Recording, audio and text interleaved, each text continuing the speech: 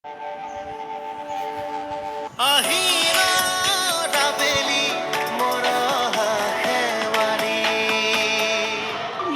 বাৰু কি ভাবি অদিতিক উভতাই নিবলৈ আহিলে? আমাৰ পঠিয়াই দিয়াৰ ইচ্ছা নাছিল বুইছা। সিহঁতৰ ঘৰখনে জোৰকৈ ধৰাতহে পঠিয়াই দিলো আৰু। কিমান বাৰ কওঁ যে কাম এটা কৰাৰ আগতে অলপ ভালদৰে ভাবি চিন্তি চাবি।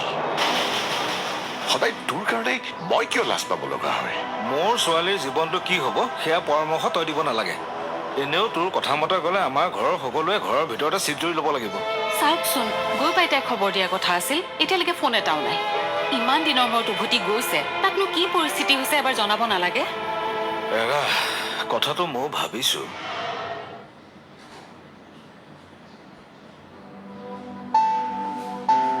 কিহে জগত দা, আজিকালি দেখোন আপুনি মোতকৈ আগতে আহি পাইহি। হয়, আজি অলপ সোনকালে আহিলো। আজি ৩-৪ দিন মান ধৰি পেলাই আপুনি সোনকালে আহি আছে। কেছটো কি? মানে আৰু কি, আপুনি সোনকালে আহি অফিচত তলাও খোলে। হয়, ছাৰে মোক সেইখিনি দায়িত্ব দিছে। দায়িত্বই দিছেনে নে প্ৰমোচন হোৱা কিবা ইংগিত দি আছে? আহা, আপোনালোকৰ নিচিনা মানুহ থাকোঁতে আমাৰ নিচিনা মানুহক প্ৰমোচন হোৱাত সুবিধা দিব জানো? আৰু যদি কিবা কাৰণত প্ৰমোচন হয়ো, এই দৰমহাৰ আধা টকা আপোনাকে দিম যাওক, নে কি কয়? হা? তই আজিও অফিচ নগলি? নাই নগলো। পিছে কিয় বা নগলি কথাটো জানিব পাৰিম নেকি? এনেই মন ভাল নহয়। কি কাৰণে? আৰে তই বাৰু মানুহটো প্ৰেক্টিকেল কিয় নহলি? অদিতিয়ে তোক ইমান ডাঙৰ এটা ঠগন দিয়াৰ পাছতো তই একেটা কথাতে কিয় লাগি আছ? তাই বেলেগৰ ছোৱালী। অদিতিটো তোৰ কোনো ৰিলেটিভ নহয়। তেওঁলোক প্ৰেক্টিকেল মানুহ। তেওঁলোকে নিজৰ জীৱনৰ কথা ভাবি নিজৰ জেগাত গুচি গ'ল। তই নিজকে কিয় হেক কৰি আছ? পাই সময় থাকোঁতে ওলাই আহ। এনেকৈ থাকিলে তোৰ চাকৰি যোৱাটো খাটাং। কলেজ যাওক। আৰে তই কেনেকুৱা মানুহ বাৰু?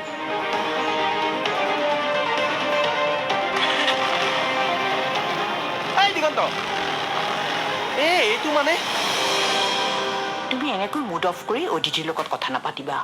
অকণমান হাঁহি মাতি পাতিবা, তাই ভাল পাব। অদিতিক মাতি আনি কথাবিলাক তুমিয়ে ভালকৈ বুজাই দিবা। তাই যাতে ভৱিষ্যতে থানাত কেছ দিয়াৰ কথাটো আৰু ৰাজৰ কথাবিলাক কাৰো আগত নকয়। অদিতি ঘৰলৈ আহা কিছু সময় হ'ল। এতিয়া তুমি মাতষাৰ নিদিলে বৰ বেয়া কথা হ'ব।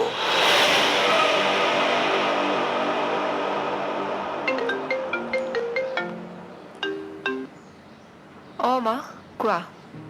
তোলে ইমান ফোন কৰি আছো, নীৰৱে কোৱা নাইনে? কৈছে। তথাপিও তই মোলৈ ফোন এটা কৰা নাই। তোৰ মাতটো নুশুনি মোৰ কিমান চিন্তা হৈ আছে তই জাননে? কিয়? চিন্তা কৰিব লগা কি হৈছে? তোমালোকেতো মোক কোনো বেয়া ঠাইলৈ পঠিওৱা নাই। এইখনতো মোৰ নিজৰে ঘৰ। ইয়াতেনো মোৰ কি বেয়া হ'ব? সকলোবোৰ মোৰ নিজৰে মানুহ। তোৰ তাৰমানে এতিয়াও খংকমা নাই? হ'ব দে, সময় সুবিধা মিলাই মোলৈ ফোন এটা কৰিবি। কেৱল এটা কথা কচোন, ঘৰখনৰ আন মানুহবোৰে তোৰ লগত ভালকৈ মাত বোল কৰিছেনে? এইটো প্ৰশ্নৰ উত্তৰ মই তোমাক এতিয়াই দিব নোৱাৰো। এই ঘৰখনৰ মানুহৰ অনেক ৰূপ, খন্তেকতে ৰূপ সলনি হয়। হ'ব দে, ভালকৈ থাকিবি আই।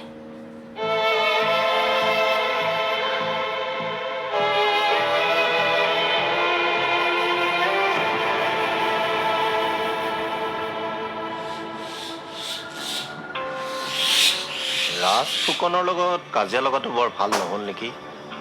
আজি মই যি কৰিছোঁ সেয়া মই মোৰ ইচ্ছাতে কৰিছোঁ। ৰাজ ফুকনৰ লগত সম্পৰ্ক বেয়া হ'লেও অভিনৱ ফুকনে মোক একো কৰিব নোৱাৰে।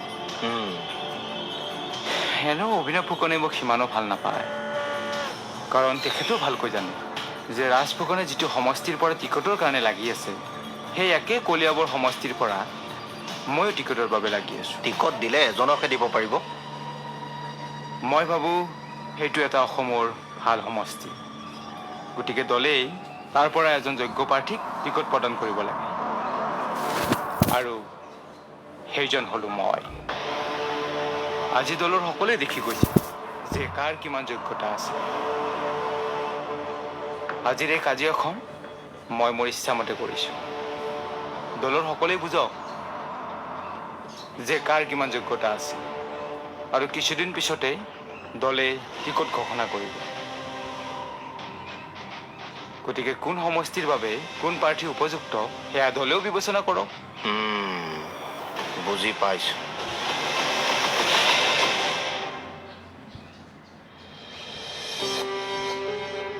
অদিতি, তুমি এনেকৈ কিয় আছা? এতিয়া তুমি এনেকৈ থকাৰ কি প্ৰয়োজন? চোৱা, মই তোমাক কৈছোৱে, এতিয়া আৰু এইখন ঘৰত তুমি এনেকৈ থাকিব নালাগে। তুমি নিৰ্ভয়ে থাকা। যদি কিবা প্ৰব্লেম হৈছে তুমি মোক কোৱা। আজি দাদাৰ ঘটনাটোৰ কাৰণে ঘৰখনৰ সকলোৰে মনবোৰ বেয়া লাগি আছে। সেয়া তুমি ঘৰলৈ অহাৰ কাৰণে নহয়। অদিতি, মানসীবা, তোমাক দেউতাই এবাৰ মাতিছিলে। দেউতাই?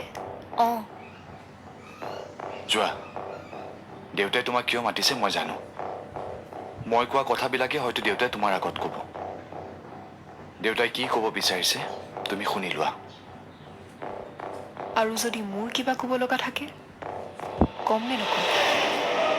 নিশ্চয় ক'বা। ঠিক আছে।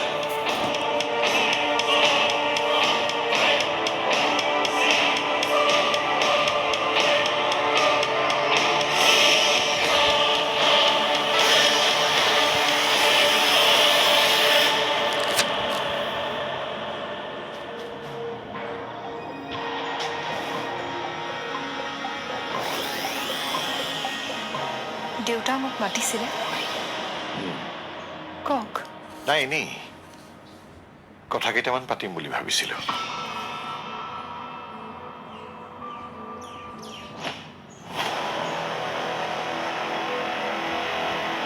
তুমি আকৌ ঘৰলৈ ঘূৰি অহাৰ যি সিদ্ধান্ত ললা, ভাল সিদ্ধান্ত ললা।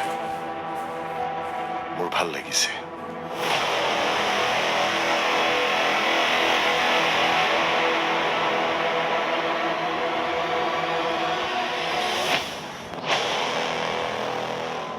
ক্ষমা কৰিবা, মই এটা কথা জনাই নাছিলো। ৰাজে যি অন্যায় কৰিছিল, সেই ছোৱালীজনী যে তুমি আছিলা সেইটো মই জনা নাছিলো। সেইবাবেই হয়তো তোমাক কিবা কথা শুনাইছিলো। এতিয়া আৰু তুমি সেইবোৰ ধৰি নাথাকিবা।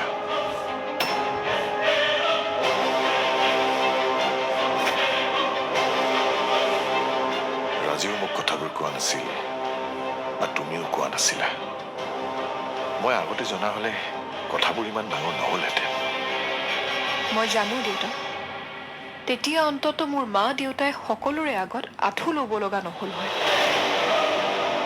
কিন্তু মই এটা কথাহে বুজি নাপালো, আপুনি মোক কি ধৰি থাকিবলৈ মানা কৰিছে?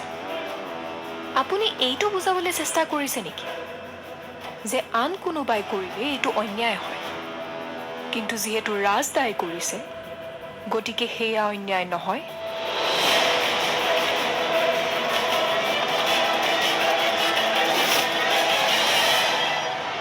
আপোনালোকে এইদৰে নাভাবিব যে আপোনালোকৰ প্ৰস্তাৱ পাই মই একেবাৰে ক'ব নোৱাৰা হৈ গৈছোঁ। মই কেৱল মোৰ মা দেউতাৰ সুখ শান্তিৰ কাৰণেহে এইখন ঘৰলৈ উভতি আহিছোঁ।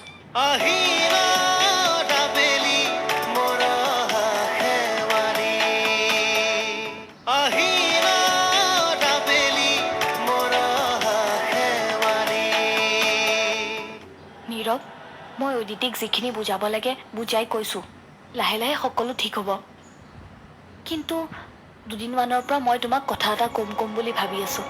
কথাটো মইহে ভাবিছোঁ। কিবা কাৰণত তুমি কথাটো ভাল নাপাবও পাৰা। কি কথা মানসীবা? কওক, মই বেয়া নাপাওঁ। এই কৃপালক তোমাৰ কেনেকুৱা লাগে? ভালেই, কিন্তু কিয় সুধিলে? মোৰ কিবা তাক ভাল নালাগে। ই ঘৰখনৰ প্ৰতিটো কথাতে সোমোৱাটো মোৰ ভাল লগা নাই। অদিতিৰ ভাল বেয়া প্ৰতিটো কথা ৰাজে কৃপালক কোৱাটো জানো উচিত? কৃপাল আৰু ৰাজে এইবোৰ কথা পাতি থকা মই শুনিছোঁ। হয় নেকি? হ'লেও ৰাজে কৃপালৰ কথা কৈ ঘৰখনৰ প্ৰতিটো দোষ অদিতিৰ ওপৰত জাপি দিব নালাগে। গতিকে তুমি অকণমান সতৰ্ক হ'বা। বাহিৰৰ মানুহক ঘৰখনত এনেকৈ প্ৰশ্ৰয় দিলে ঘৰখনৰ অশান্তি কেতিয়াও নকমে। তুমি ঠিকেই কৈছা মানসীবা, কিন্তু এইবোৰ কথা তুমি মোকেই যি ক'লা, আন কাকো নক'বা। নহ'লে ঘৰখনৰ মানুহে তোমাকে দুখিব।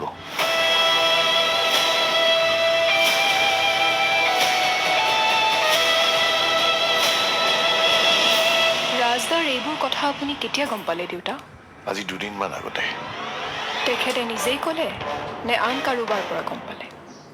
আচলতে তুমি কেছ দিবলৈ যোৱাৰ পিছত থানাৰ পৰা মোক ফোন কৰি জনাইছিল।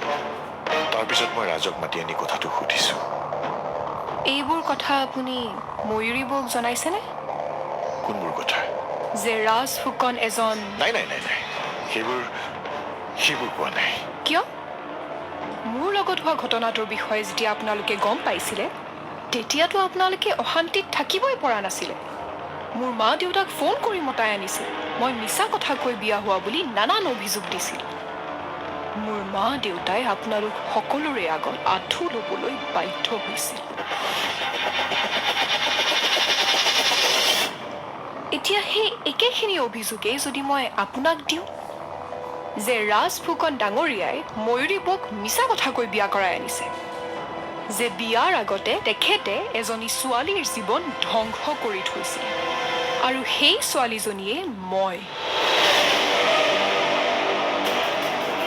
কতা আপোনালোকে মোৰ মা দেউতাৰ লগত কৰা অপমানখিনিৰ দৰে নিজেইতো কাৰো আগত ক্ষমা খুজি ফুৰা নাই। নে ৰাজ ফুকন আপোনাৰ দৰে ডাঙৰ মানুহৰ সন্তান কাৰণে তেখেতে কৰা অপৰাধেই নহয়? তেওঁ কোনো অন্যায় কৰিব নোৱাৰে, কিন্তু মই এখন সাধাৰণ ঘৰৰ ছোৱালীৰ কাৰণে সকলো অন্যায় সহ্য কৰি যাব লাগিব। দেউতা, মই ভাবোঁ মান সন্মান সকলোৰে একেই। সেইখিনিত কোনেও কেতিয়াও আঘাত সানিব নালাগে। মই মোৰ সংসাৰৰ আশা কেতিয়াবাতেই বাদ দিলোঁ। গতিকে এইখন ঘৰলৈ উভতি অহাৰ কাৰণে আপোনালোকে এইদৰে নাভাবিব যে আপোনালোকৰ প্ৰস্তাৱ পাই মই একেবাৰে ক'ব নোৱাৰা হৈ গৈছোঁ। মই কেৱল মোৰ মা দেউতাৰ সুখ শান্তিৰ কাৰণেহে এইখন ঘৰলৈ উভতি আহিছোঁ, আৰু মোক উভতাই অনাৰ কাৰণে আপোনালোকে এখেতক পঠিওৱা কথাটো মোৰ একেবাৰে ভাল লগা নাই। এখেতে মোৰ জীৱনত কেতিয়াও জগৰ লগোৱা নাই। এখেতক মই বেয়া পাব লগাই নাই। এখেতটো সঁচাকৈ দেৱতুল্য মানুহ। মোৰ ঘটনাটো গম পোৱাৰ পাছতো এখেতে কেতিয়াও মোক ঘৃণাৰ চকুৰে চোৱা নাছিল। সেই কথা মই জানো। মোৰ সমস্যা এই ঘৰখনৰ আন মানুহক লৈ। দেউতা, আপুনি এই ঘৰখনৰ মুৰব্বী। আপোনাৰ আৰু মোৰ দেউতাৰ মাজত মই কোনো পাৰ্থক্য নেদেখোঁ। দুইজনে মোৰ দেউতা। মোৰ ঘটনাটো গম পোৱাৰ পাছত আপোনালোকে মোৰ লগত যি ব্যৱহাৰ কৰিছিল, ঠিক সেইদৰে ৰাজদাৰ কথাটো শুনাৰ পাছত মোৰ মা দেউতাক ইয়ালৈ মাতি আনি ৰাজদাৰ দ্বাৰা ক্ষমা খুজাব লাগিছিল।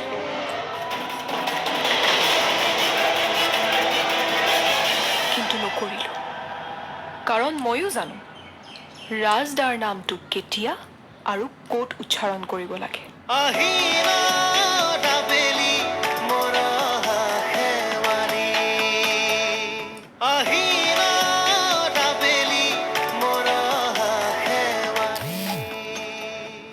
মোৰ ঘটনাটো গম পোৱাৰ পাছত আপোনালোকে মোৰ লগত যি ব্যৱহাৰ কৰিছিল, ঠিক সেইদৰে ৰাজদাৰ কথাটো শুনাৰ পাছত মোৰ মা দেউতাক ইয়ালৈ মাতি আনি ৰাজদাৰ দ্বাৰা ক্ষমা খুজাব লাগিছিল। তেতিয়া অন্ততঃ মই অলপ ক'ৰবাত শান্তি পালোহেঁতেন। ৰাজক যি ক'বলগীয়া আছে কৈছোৱেই। এতিয়া আৰু সেইবোৰ ধৰি নাথাকিবা অদিতি। মা, ৰাজদাই মোৰ জীৱনত এটা ডাঙৰ কষ্ট দিছে। ইমান সহজে কেনেকৈ পাহৰি যাম? সেয়াটো অসম্ভৱ। সেইবোৰ কথা মই কেতিয়াও পাহৰিব নোৱাৰো। কিন্তু এইবিলাক ধৰি থাকিলে ঘৰখন জানো ঘৰ হৈ থাকিব? মই বুজিছোঁ মা। আজি আপুনি ৰাজদাৰ জীৱনৰ কথা ভাবিয়েই এইষাৰ কথা কৈছে। আপোনাৰ ৰাজদাৰ প্ৰতি চিন্তা বেছি। ইয়াক স্বাৰ্থপৰতা বুলি নকওঁ। এয়া আচলতে আপোনাৰ মমতা, এগৰাকী মাতৃৰ পুত্ৰ স্নেহ। ঠিকেই কৈছা। এতিয়া আপুনি নিশ্চয় বুজিছে মা। মোৰ মায়েও নিজৰ কন্যাৰ ভৱিষ্যতৰ কাৰণেই সেইবোৰ কাম কৰিছিল। কিন্তু তেতিয়া আপোনালোকে মোৰ মা দেউতাৰ কথা এবাৰো ভাবি নাচালে, কেৱল নিন্দাহে কৰিলে। আপোনালোকৰনো কি? ছোৱালীজনীক বিয়া দিলে যেতিয়া সকলো ফালৰ পৰা আজৰি। এতিয়া সৰুজনী ছোৱালীকো ভাল টকা থকা ল'ৰা এটা চাই বিয়া দি দিয়ক। গোটেই জীৱনটো ভৰিৰ ওপৰত ভৰি তুলি খাই থাকিব পাৰিব। নাপায় বৰুৱা, মানুহক এনেকে বিপদৰ মাজলৈ ঠেলি দিব নাপায়। আপুনি মোৰ নাকটো গুৰিতে কাটিছে। এতিয়া কওক মা, দেউতা, মই আপোনালোকৰ আদৰ্শখিনি ল'ম নে মোৰ মা দেউতাৰ আদৰ্শখিনি ল'ম?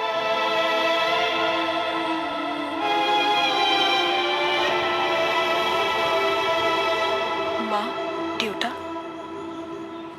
আজি কথাবোৰ ওলাইছে বাবেই কওঁ, মানুহবোৰৰ মানসিকতা দেখি মই আচৰিত হৈছো।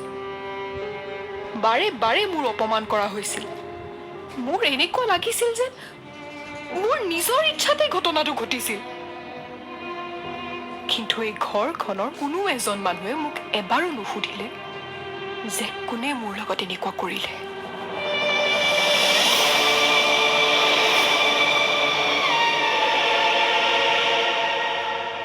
ইচ্ছা কৰা হলে আপোনালোকে মোৰ মা দেউতাৰ অপমান কৰা মুহূৰ্ততেই মই ৰাজদাৰ নামটো উচ্চাৰণ কৰিব পাৰিলোহেঁতেন।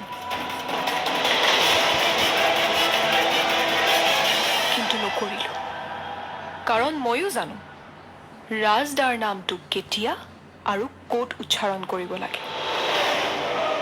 অদিতি, মই তোমাক হাতযোৰ কৰিছোঁ, এইবোৰ কথা এতিয়া তুমি বাদ দিয়া। ঘৰখনৰ ভিতৰত এইবোৰ হৈ থাকিলে শত্ৰুৱেহে আহুৱে পাব। তুমি কথাবিলাক নীৰৱক নকবা। ৰাজৰ হৈ আমি তোমাক ক্ষমা খুজিছোঁ।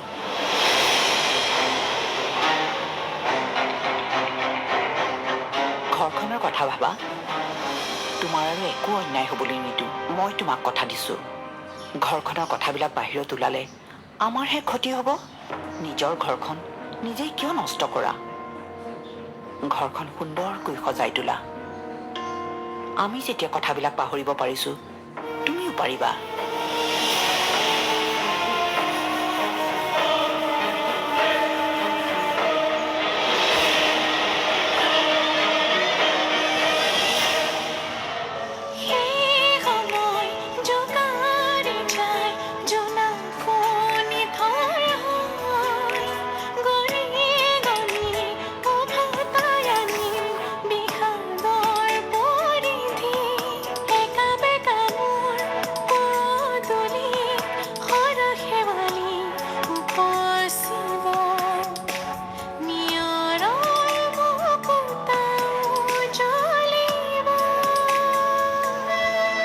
লাহে লাহে বৈ উলাহৰে